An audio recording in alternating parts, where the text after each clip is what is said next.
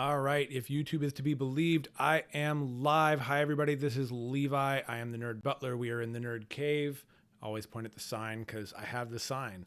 Didn't even have to have it made. Somebody gave it to me. I was super excited. Anyway, today, what we're going to do is go through a couple of tech headlines in 10 minutes and tell you whether you need to worry about it or not. These are headlines from pretty mainstream publications that you might have seen, and we're going to just talk about what they mean and whether or not you actually need to be concerned about that. So here we go. I'm going to put 10 minutes on the clock, so this will go off and I won't talk too long, which I tend to do.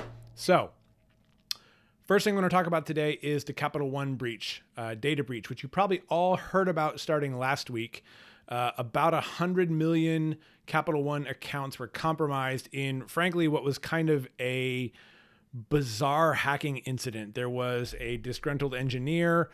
From all the reports, this person basically broke in, took a bunch of stuff from Capital One, and then bragged about it on the internet. And it was actually someone on a message board or on Twitter that heard this bragging and then reported it to the proper authorities and said, yeah, and told Capital One, I think this person has some of your stuff and you should probably check it out. So it wasn't nearly as nefarious as a lot of data breaches tend to be. But the part I want to talk about today, as we're sort of a week past this and in the aftermath of that, is what do you need to do? Should you be worried about it? Et cetera, et cetera, et cetera. So if you're a Capital One customer, you should be a little bit concerned. It was 100 million accounts. Now, if you take all the accounts that Capital One has, it's not a lot. It's not the majority of them. It's a drop in the bucket. But here's what people want to know is, how do I find out if I was affected? So far, Capital One has said, we will send you a letter and we will communicate with you by email if you were affected. There's no tool available for you to check an account number or your email address to see if you were in that set of compromised data. So if you're a Capital One customer, feel free to call their customer service and ask, and they will be able to give you more specific information. But if you don't get a letter from Capital One, chances are you're probably fine for this one. That was the first one. So we're going to try out a couple of new things, and I'm going to try and get right where I'm supposed to be in the shot here. So Capital One breach, what you can do, this is actually from, where did I get this article from? From CNET. And basically it just recaps what I said, which is Capital One has not offered any kind of tool for the general public to go and see if they were included in that. It says 140,000 social security numbers, 80,000 linked bank account numbers. The total number of accounts that were affected, and by accounts in this case, we mean these are people who might have applied for a credit card with Capital One, applied for a loan with Capital One, not necessarily just account holders, but people that had interactions with Capital One. There were a few bits of quite serious information compromised. The rest of it were, and we're going to talk a lot more about this if you tune in on a regular basis, the information compromised here does not seem to rise to the level of panic as far as I am concerned, having watched this industry for a while. If you get a letter from Capital One, they will tell you, what actions they're taking and what actions you can take. I did hear a really good write-up about the practice of offering a year of data protection when a breach like this happens. And so what will happen is Wells Fargo or somebody will lose some of your data and they'll say, well, we'll give you a year of LifeLock. If you lost a credit card number in that data breach, that's not a bad remedy. If you lost something like your driver's license or social security number or other documents, as has happened with a couple of mortgage title companies in the past few months, that's more significant because the 1 year of protection is not something that's going to do you a lot of good, because the folks that got a hold of that information will actually, they know you're going to cancel the credit card number, so they're going to try and use that right away. But if they got your social security number, your driver's license number, a picture of your birth certificate, they're going to hang on to that for a couple of years and then come back and try and do something with it. So we're going to talk more in the future videos about how to monitor your credit, what to check on, all of those things. There's some really great services that'll help you out with that for, little to no money. But in this particular case, Capital One, we're going to rate this one a fairly low sense of urgency, and not have to worry about it quite as much. Capital One did actually put out let me click over here. They actually did put out their own statement. And if you Google Capital One data breach, you will find that at the top of the Google search results. And they basically talk about, like, we caught them, we're trying to fix it, not let it happen again. So Okay, take that for what it's worth.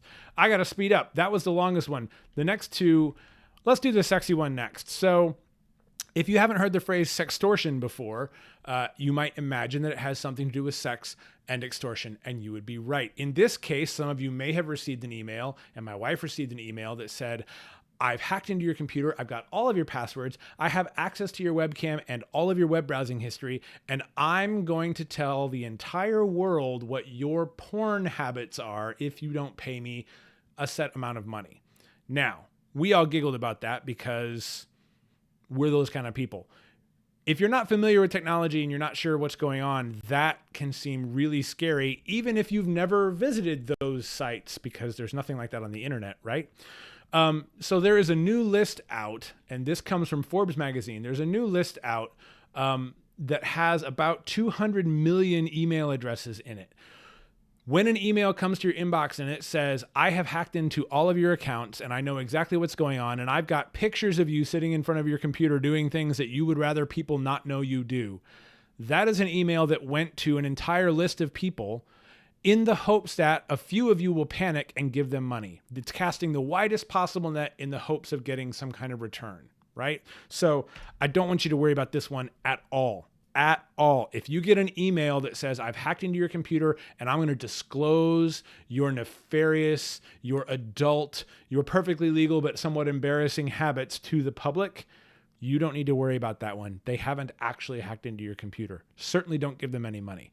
That is them it's called phishing for a reason. They went fishing and they're hoping to snag you. Don't be the person they snag, all right? So that's a sexy headline. Hopefully you've watched this far just to hear me say the word sextortion. The last one we have was an article I saw this week that I thought was actually fairly interesting. And let me learn how to work my buttons again. Wrong button.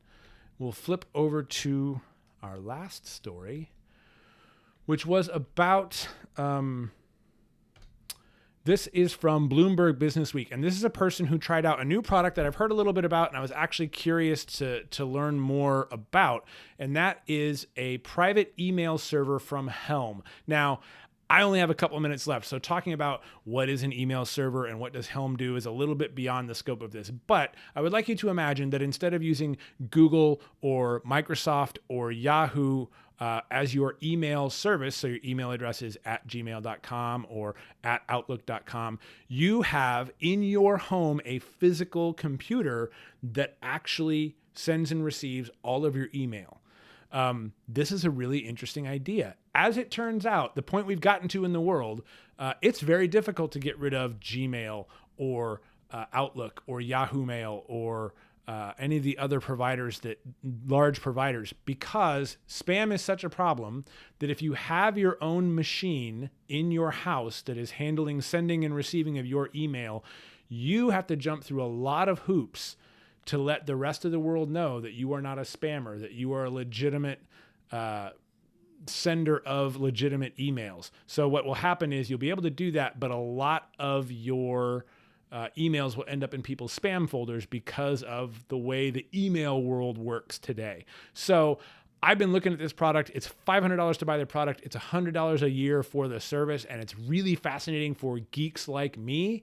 But if you read this article and said, gosh, I would love to get rid of Gmail and use my own private email server, I think you should step back and explore some other alternatives, like finding an email provider that is maybe more security focused or more privacy focused, and actually spend some money with them. Being your own server administrator, being your own nerd butler is not something for the faint of heart, and not generally something for people that have other hobbies in their life.